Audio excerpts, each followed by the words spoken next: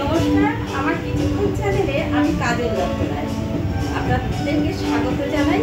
আজকে আমি এই শাড়িটা পরেছি। এই শাড়িটায় আমার একটু স্মৃতি জড়িয়ে আছে, কারণ এই শাড়িটা আমি যখন নতুন বিয়ে হয়েছিল আমার শাশুড়িকে বলেছিলাম আমি একটা সাদা শাড়ি পরবো লাল পাড়ে। তখন শাশুড়ি আমাকে এই শাড়িটা কিনে দেয়।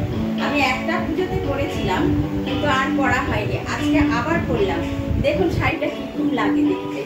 এই শাড়িটা আমাকে আমার শাশুড়ি দিয়েছে।